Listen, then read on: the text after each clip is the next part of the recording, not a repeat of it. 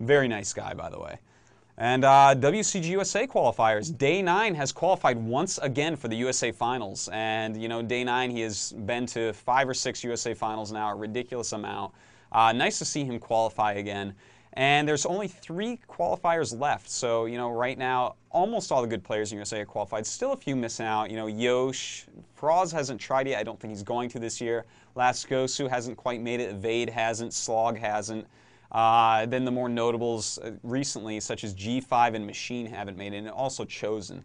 So, you know, still some fierce competition going on. Make sure you go sign up for that. A really exciting event. But unfortunately, it has come to my attention from this previous top 4 that the official version of Blue Storm for this is 1.1. So WCG, please stop being incompetent. This is a bad map. It's like 80% wins for Zerg versus Terran. You cannot stop Mutila's Krask there. Please, let's just switch over to the most recent version of Blue Storm. If we have to use a map that hasn't been used in a year, at least let's use the one that's balanced. Please. All right. For StarCraft in the foreigner scene, I think that's just about it. But I want to do this other little segment I've been thinking about doing for a while that I want to call, you know, the way it is. And, you know, a lot of times I'll see people arguing about something that's like, you know, I'm just like, oh, wow, these guys just have it completely wrong. And, you know, I just kind of want to point out what's going on exactly in areas like this where people are like, they have these opinions that are just totally incorrect. And, you know, everyone's entitled to their own opinion, of course, but, you know, some people just don't have the right information to make the right educated opinion. So I'd like to get into that for just a second. I've seen a lot of arguing about something called talent recently, and who has more talent than who, and who's better for whatever reasons, and all this stuff. And the 2 players I want to single out for this are Mondragon and Froze. And these are 2 of the absolute best foreigners of all time. I mean, hands down, these guys are unbelievable. They both have a ridiculous amount of titles under their belts, both highly respected inside and outside of Korea. Just absolutely great players. Everyone loves them. They're legends. They always have been. They always will be. But people sit around saying something about, you know, how they have more talent than other people because there is this sense that they don't practice as much. And that just is not the case, I would like to point out to you guys out there. Mondragon and Froz practice just as much, if not more, than everyone else when an event is coming up. You know, sometimes they do go inactive, especially Froze during the year, because you don't really need to play all year long when you have a good understanding of the game. You can kind of just pick it up, be really active for a month or 2, and get back up there. But, you know, these players kind of slip under the radar with how much they practice. And a lot of people point this out as, you know what? Oh, my God, Froz, he does so good without ever practicing. And, you know, I love Froz. That guy is great, a great player. So much respect for him. But he does practice a lot, okay? So I want to point that out. Same thing with Mondragon. Mondragon is one of these players that has never retired. You know, people like Froz quit every year. Mondragon, he goes less active sometimes, but, you know, as events come up, he becomes active again, practices a lot. So, you know, whether or not these 2 have talent, I'm not really arguing that, but I'm saying these guys practice a lot of StarCraft, and that is why they're good. StarCraft takes a lot of hard work, and you just cannot be very good at it. You cannot actually win things without a lot of practice, and these 2 definitely do that. And, you know, I want to point that out so everyone can make better arguments, better opinions when you're trying to flame various pro gamers in Korea. All right, so on to StarCraft II. StarCraft II, there's a lot of rumors coming out that StarCraft II is going to be out here, the beta, very, very soon. We already know it is coming out in the summer. And recently, the Blizzard has told websites to make sure that their opt-ins are done by the 19th, which is probably right when you're watching this. So, you know, this kind of makes you think, oh my God, they're really getting ready to send out betas.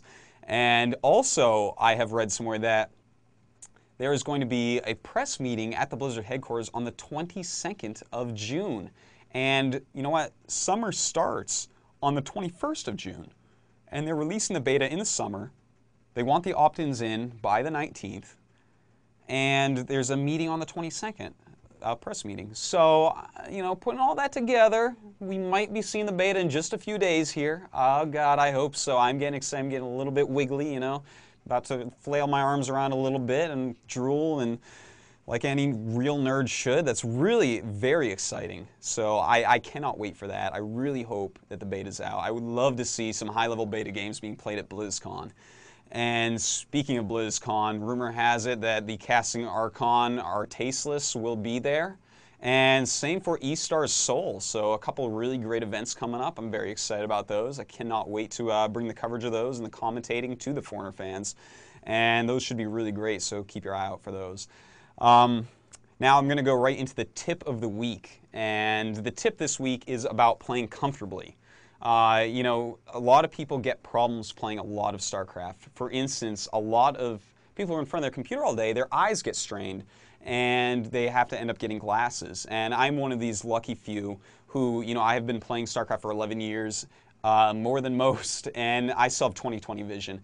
And I'm not totally sure, but I think part of this is due to the fact that many, many years ago, maybe 8 years ago, I looked into how to preserve my vision while looking at the screen. And I see a lot of things about, you know, wearing these certain new glasses that are coming out from various companies to help the strain on your eyes. But actually, something that I read a very long time ago that I have actually been practicing ever since is, you know, your lenses in your eyes, they become kind of twisted out of shape by staring at the monitor all day because you're focusing on it all day. And, you know, it's an involuntary muscle that is in your eyes that makes you focus correctly. And you can't tell an involuntary muscle to relax. But normally, if you clench all of your muscles together at once, you know, just tighten all your muscles everywhere in your body. It might take you a couple seconds to be like, oh, I don't feel my muscles clench there, but just clench everywhere at once. And normally this helps involuntary muscles to relax a little bit. And, you know, this is something that while I was playing, you know, 8 to 14 hours a day back in the States, I would do this several times throughout the day to let my eyes rest for a moment. And, you know, whether or not that has anything to do with my vision being 20/20 still, I'm not totally sure, but, you know, it cannot hurt to try. You know, you don't really want to hurt your vision.